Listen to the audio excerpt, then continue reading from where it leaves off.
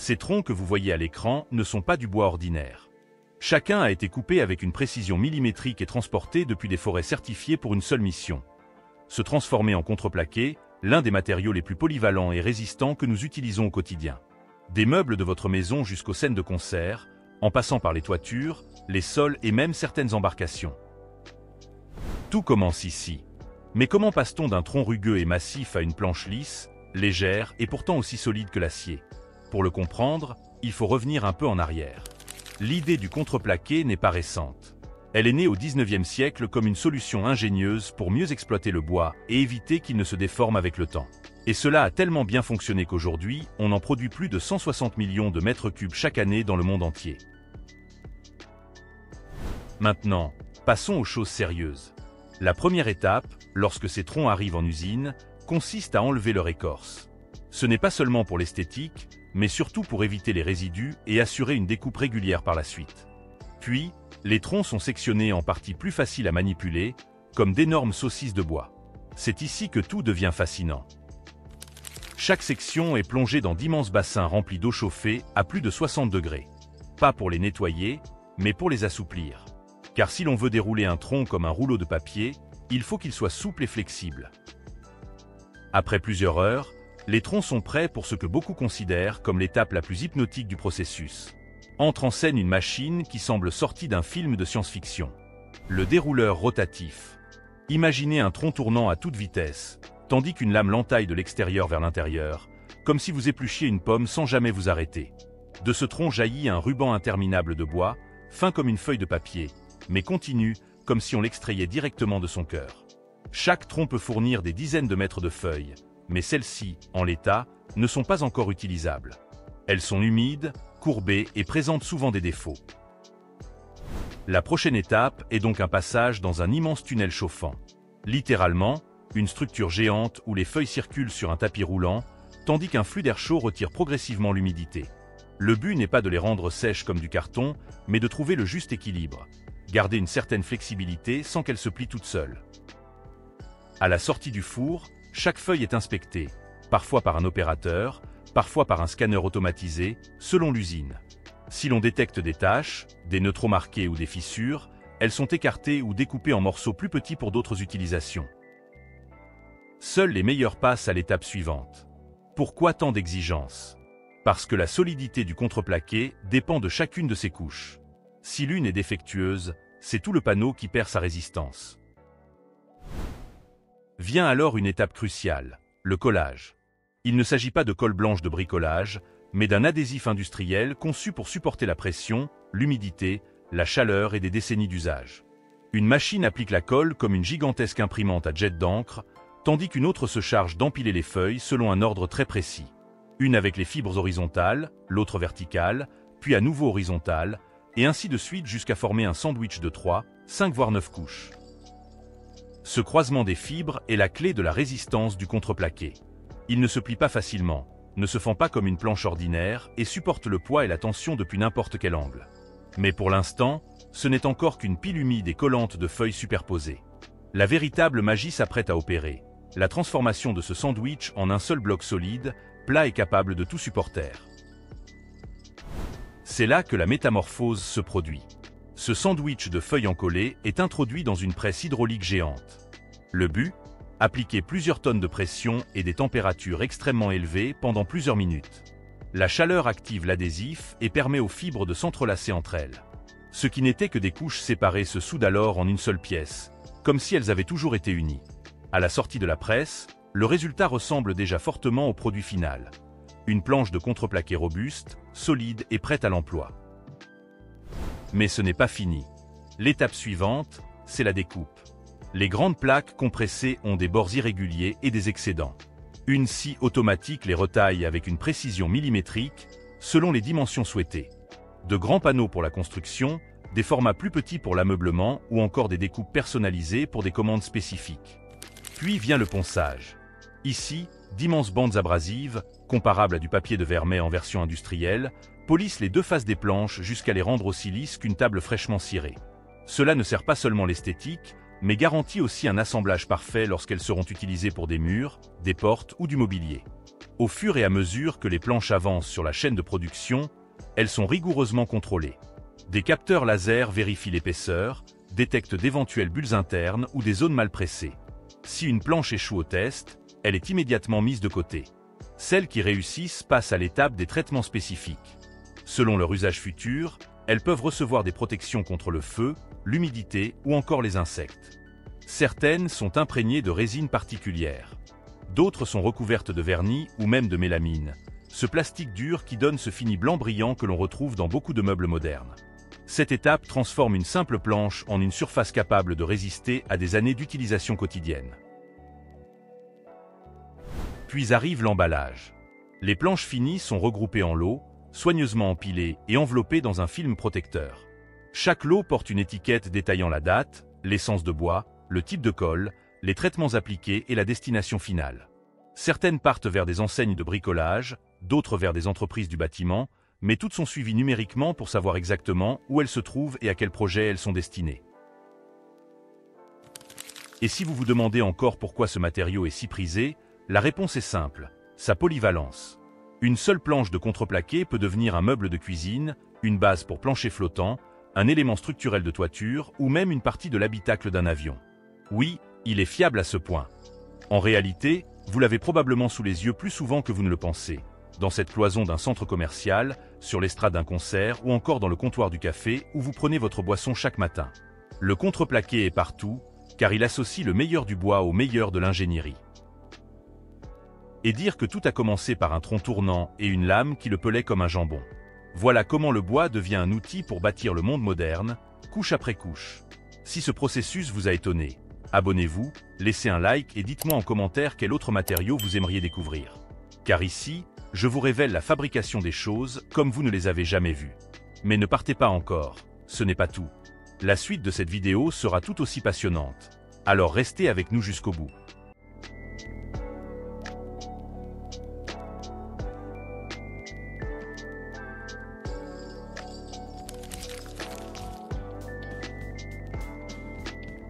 Voici le Nigeria. Un pays immense, dynamique, plein de contrastes. Mais aussi un pays confronté à un problème grandissant, celui des déchets de pneus. Chaque jour, dans la métropole de Lagos, l'entreprise Free Recycle s'attaque à ce défi monumental. Elle recycle plus de 500 000 pneus usagés. C'est l'une des toutes premières compagnies africaines à s'être spécialisée dans le recyclage de masse de ce matériau. Tout commence par un travail physique, parfois pénible, mais indispensable. Avant de transformer les pneus en briques de caoutchouc destinées aux trottoirs, aux aires de jeu ou aux cours d'école, il faut d'abord les débarrasser de leur squelette métallique. Les ouvriers arrachent donc les fils d'acier un par un, séparant le métal de la gomme. Une fois libéré de son armature, le caoutchouc devient plus souple, plus malléable, prêt pour la transformation. L'histoire de Free Recycle débute en 2018, lorsqu'Ifedolapo, un Sevoué, fonde l'entreprise. Sur son site, des montagnes de pneus s'élèvent, plus d'1 million d'unités entassées. Et ce chiffre ne cesse de croître. Mais ce n'est qu'une goutte d'eau dans l'océan du problème mondial. Chaque année, près d'1 milliard de pneus sont jetés à travers la planète. Dans de nombreux pays, ils sont simplement abandonnés dans des décharges à ciel ouvert. Leur recyclage est coûteux, complexe et souvent négligé. Au Nigeria, cette accumulation devient un véritable fléau sanitaire. Dans les carcasses creuses, l'eau de pluie stagne et forme de petites mares. Ces poches d'eau deviennent des lieux de reproduction parfaits pour les moustiques, accélérant la propagation du paludisme, l'une des maladies les plus meurtrières du pays. À Lagos, la capitale économique, où se concentre plus de la moitié des véhicules nigérians, le problème est encore plus visible. Les vieux pneus finissent presque toujours entre les mains de mécaniciens de rue. Samuel, par exemple, en est l'un des acteurs. Lorsqu'il ne peut plus réparer un pneu, il ne le jette pas, il le conserve. Puis il le revend à Free Recycle. Chaque pneu collecté rapporte environ 30 centimes de dollars. Une somme modeste, mais qui, multipliée par des centaines de pneus, devient un revenu important pour ces petits artisans. Derrière l'usine, sur un terrain de 2,5 acres, les chargements de pneus s'entassent, attendant leur transformation. Pour beaucoup, au moment où Ifedolapo annonçait son projet, c'était une idée insensée. Comment une simple pile de pneus pouvait-elle se transformer en argent? On la considérait comme une rêveuse. Aujourd'hui, pourtant, son entreprise emploie plus de 100 personnes. Chaque pneu recyclé ne lui rapporte que 16 centimes, mais ce modèle économique s'est avéré viable. En octobre 2022, Free recycle son tout premier pneu. Le processus commence toujours de la même manière. Il faut extraire les tringles d'acier. Pour cela, une machine, le 2BD, arrache les anneaux métalliques en une vingtaine de secondes. C'était l'un des tout premiers investissements de l'entreprise. Vient ensuite l'étape du broyage. Les pneus passent dans un concasseur géant, le Kotori, qui les réduit en 4 ou 5 morceaux maniables. Ici, chaque heure, environ 150 pneus de voiture sont traités. Mais recycler des pneus n'est pas une tâche facile. Leur solidité, qui en fait d'excellents produits pour les routes, devient leur plus grand obstacle lorsqu'il s'agit de les détruire. À la périphérie de Lagos, les machines de Free Recycle s'acharnent. Les pneus sont déchirés, hachés, pulvérisés. Dans de grands tambours métalliques, ils sont réduits en fragments encore plus petits. Les ouvriers ramassent ces morceaux et les déversent sur un tamis vibrant. Les fragments de moins de 5 mm tombent et poursuivent leur chemin. Les plus gros repartent dans le broyeur. Des aimants retirent les derniers morceaux de métal. Quant aux fibres de renfort, souvent en nylon ou en plastique, elles sont également extraites. Ce travail minutieux permet de ne conserver qu'une seule chose, du caoutchouc pur. À partir de là, le matériau est séparé en deux catégories. D'abord, des granulés de 3 à 5 mm, résistants, parfaits pour la fabrication de pavés ou de revêtements de sol. Ensuite, une poudre fine, douce au toucher, idéale pour les aires de jeu ou les terrains de sport. Les granulés de caoutchouc sont ensuite chauffés dans de grands mélangeurs. Pour les lier entre eux, on ajoute un liant en polyuréthane. Trouver la formule adaptée au climat nigérian n'a pas été simple. Ce qui fonctionne en Europe ou en Asie ne fonctionne pas toujours dans un climat tropical, humide et chaud. Après de nombreux essais, l'équipe a finalement trouvé la bonne proportion. Puis vient la couleur. Grâce à des pigments, les pavés prennent des teintes variées. Une première fine couche colorée est versée dans le moule, puis complétée par du caoutchouc brut, moins coûteux. Les briques sont pressées manuellement, placées sur des plateaux, puis séchées dans des fours pendant 8 heures. Mais au Nigeria, l'électricité est instable. Free Recycle doit donc produire 80% de son énergie grâce à des générateurs diesel. Une fois sortis du four, les pavés sont démoulés. Chaque jour, l'usine en fabrique assez pour recouvrir un court de tennis entier. D'un seul pneu, on obtient environ 25 pavés en forme d'os de chien. Le recyclage des pneus est une industrie colossale, estimée à 12 milliards de dollars dans le monde. La majorité des pneus sont transformés. Beaucoup, cependant, sont brûlés dans des cimenteries, notamment en Europe et au Japon. Leur combustion est plus propre que celle du charbon et moins coûteuse que le gaz naturel. Mais, en termes d'émissions, elle reste comparable aux autres énergies fossiles. Une autre technique existe, la pyrolyse. Elle consiste à chauffer les pneus en l'absence d'oxygène. Ses défenseurs affirment que c'est la méthode la plus écologique. Mais les coûts énergétiques sont si élevés qu'elle demeure peu rentable. Aux États-Unis, un tiers des pneus recyclés est transformé en revêtement de sol, paillis de jardin, gazon artificiel ou aire de jeu. L'histoire du caoutchouc remonte pourtant loin. Au XIXe siècle, Charles Goodyear découvre par accident la vulcanisation, un traitement au soufre qui durcit le matériau et le rend plus résistant à la chaleur. Au début du XXe siècle, avec l'essor de l'automobile, la demande explose. La plupart du caoutchouc vient alors des plantations d'Asie du Sud-Est. Pendant la Seconde Guerre mondiale, les Alliés réclament des quantités immenses de caoutchouc pour les camions, les avions, les véhicules blindés. C'est ainsi que naît le caoutchouc synthétique. Aujourd'hui, les pneus modernes sont un mélange complexe de caoutchouc naturel et synthétique, renforcés par des fibres plastiques et métalliques. Ils sont conçus pour résister. Mais tôt ou tard, ils s'usent. Et leur accumulation devient une bombe à retardement. À la fin du XXe siècle, plus d'1 milliard de pneus usagés encombraient les États-Unis. Dans les décharges, ils remontent à la surface, libèrent des toxines et retiennent des gaz comme le méthane. Ils sont aussi hautement inflammables. En 1987, au Colorado, un incendie sur 30 acres de pneus brûle pendant plus d'une semaine. L'événement choque le pays et accélère la mise en place de lois en faveur du recyclage. En 2021, le nombre de pneus stockés aux États-Unis tombe à 50 millions. Aujourd'hui, un tiers des pneus américains est brûlé, un autre recyclé, et moins de 20% finit en décharge. Mais ailleurs, notamment dans les pays en développement, la situation s'aggrave. Le Nigeria figure parmi les 10% les plus mal classés au monde en matière de recyclage et de durabilité. Pourtant, l'entreprise Free Recycle veut renverser la tendance. À Lagos, ces pavés colorés équipent déjà des écoles internationales. Les enfants y jouent en toute sécurité, sur une surface souple qui amortit les chutes. Et lorsqu'il faut agrandir ou réparer une aire de jeu, Les modules peuvent être facilement retirés et remplacés. L'objectif est clair, fermer toutes les décharges de pneus au Nigeria. Mais pour Ifedolapo Nsevoué, le combat ne fait que commencer. Les montagnes de pneus grandissent plus vite qu'elles ne disparaissent. Et le défi est immense.